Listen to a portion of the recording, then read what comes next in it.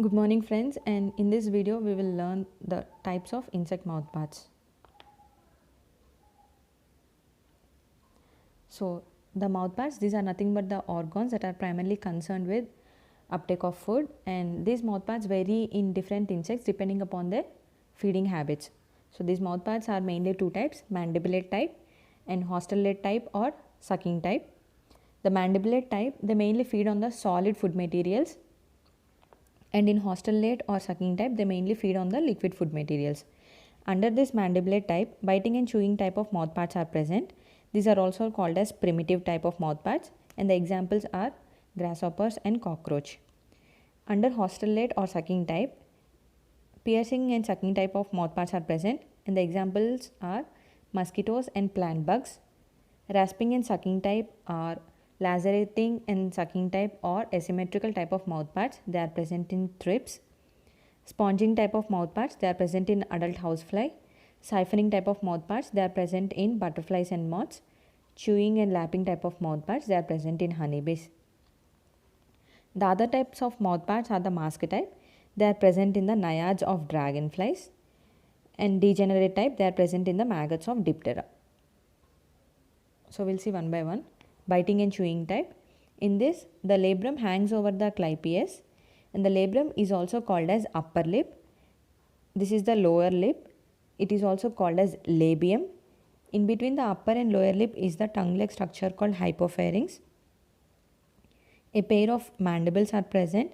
These are also called as primary jaws or true jaws. And a pair of maxilla are present. These are also called as secondary jaws or accessory jaws. So from the clypeus, the labrum hangs over with the help of clypeolabral suture, and inside the labrum is a lobe-like structure called as labrum epipharynx, and it is useful as organ of taste. And these mandibles are joined to the head region at 2 points called ginglymus and condyle. As they are joined to the head capsule at 2 points, they are called as dicondylic. These dicondylic are present in Ectognathus, and the examples are Thysanura and pterygotes. In this, the mandibles are short and sclerotized. In Entognathus, which includes Proturans, Columbolans, Diplurans and Archaeognatha, the mandibles are joined to the head capsule at 1 point, so they are called as monocondyle, and in monocondyles the mandibles are long and narrow. These mandibles are moved by abductor and adductor muscles. This is also important. And the teeth that are present in the mandibles are the incisors and molars. The molars are useful in grinding, and the incisors are helpful in incision region, which is nothing but cutting. And next comes the maxilla, and here we can see the lower scleroid or the basal scleroid, which is triangular in shape, is called as the cardo, and the rectangular second scleroid is called as the stipes, and lateral to the stipes is a lateral scleroid called as the palpifer, and two lobes are present. The outer one is the galea. The outer one is called as the galea, and the inner one is called as the lecinia. So here we can see the segmented maxillary pulp is present, and it is 5 segmented.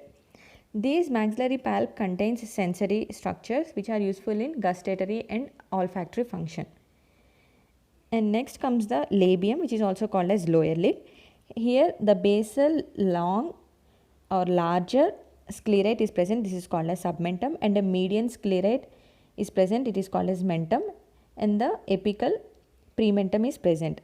Lateral to the prementum is a lateral scleroid called as palpigel, and it bears a 3-segmented labial pulp. It consists of 2 pairs of lobes. The inner lobes are called as the glossa, and the outer lobes are called as the paraglossa. This glossa and paraglossa are together called as ligula. This is important.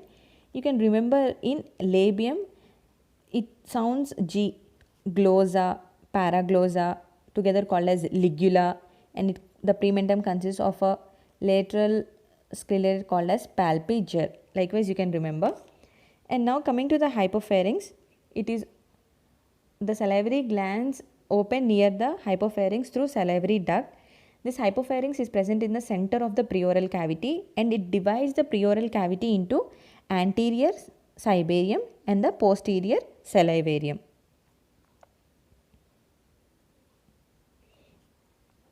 And one more important thing is that these two pairs of lobes, the outer galea and inner lecinia, are together called as mala. This is important.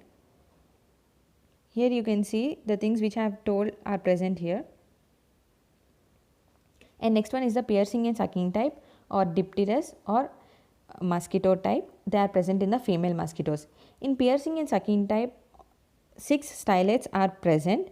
Here we can see a pair of inner maxilla and a pair of mandibles, and this is the labrum epipharynx and this is the hypopharynx.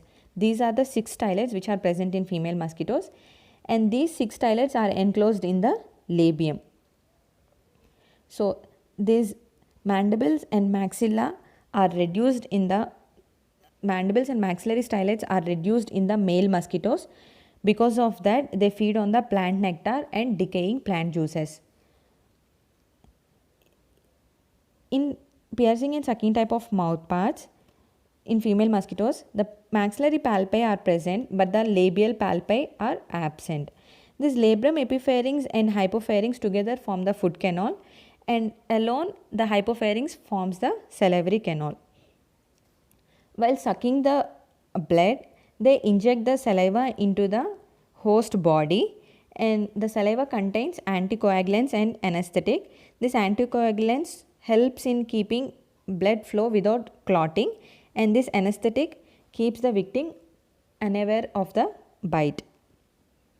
So here we can see the 6 styletes are enclosed in the labium and forms a tube-like structures, and this structure, with the help of this structure, it pierces the host tissue and sucks the blood.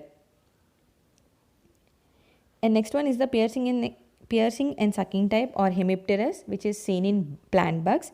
In this, the labrum is short and only 4 styletes are present, the inner maxilla and the outer pair of mandibles. These mandibles are useful for piercing and these maxilla are useful for sucking.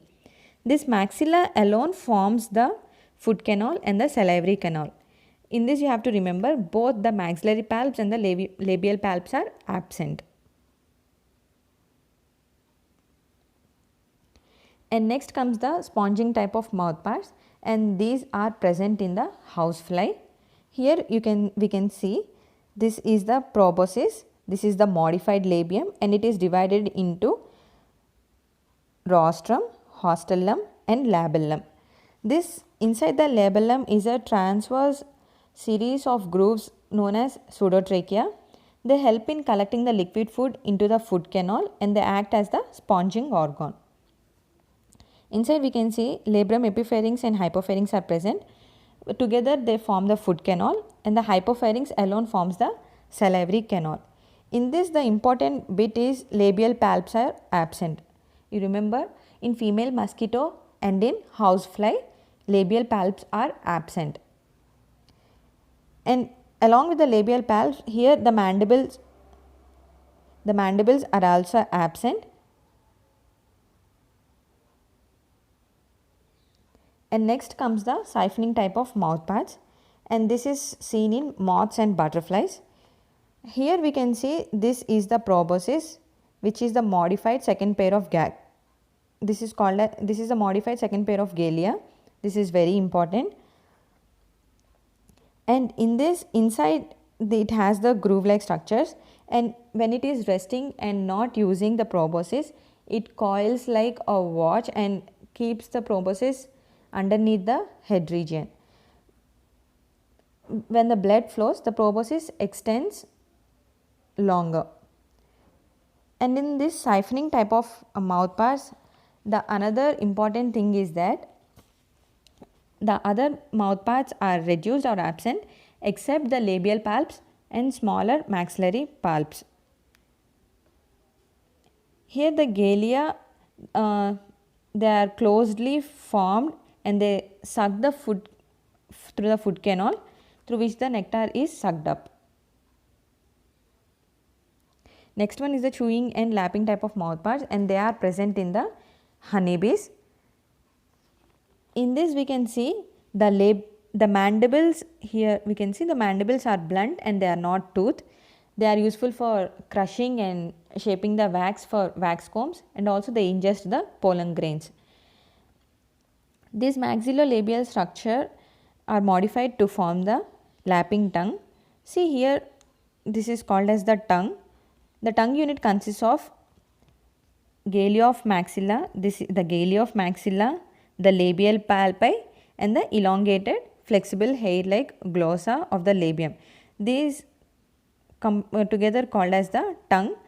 The glossa terminates into a small circular spoon shaped lobe. This is called as spoon or button or flabellum or labellum. This is useful for licking the nectar.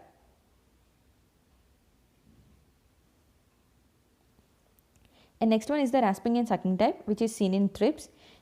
Here the labrum, maxilla and labium, these three structures are together combined to form the mouth cone, and in this only 3 stylets are present. A pair of maxilla and the left mandible is present and the right mandible is absent, so they are called as asymmetrical type of mouth parts. In this the stylets are useful to lacerate the plant tissue, and the oozing sap is sucked up by the mouth cone. Both maxillary palpi and labial palpi are present. In this only the right mandible is absent, this is important. And next comes the mandibulosuctorial type of mouth parts. These are seen in the grubs of ant lions. Here we can see the mandibles are elongated, sickle shaped, and inner surface it is grooved. The laciniae of maxilla is also elongated and they fit into the grooved region of the mandibles. Together they form the food canal.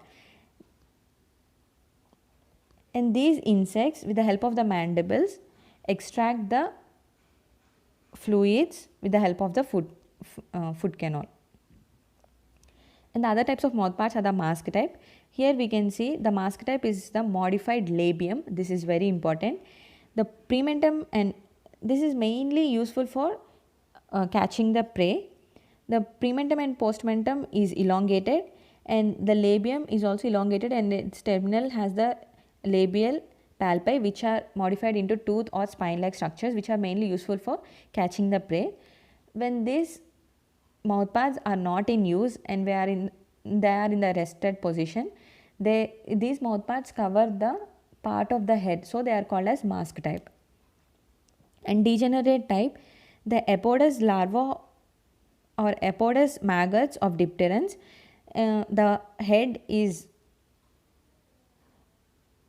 in this we can see the mouth pads are reduced and they are represented by a pair of mouth hooks or spines. In this proper head is absent and mouth pads are also rudimentary or reduced. If you do like this video, please click on the like button and share with your friends and subscribe to my channel. My name is Shravani and I thank you so much for watching.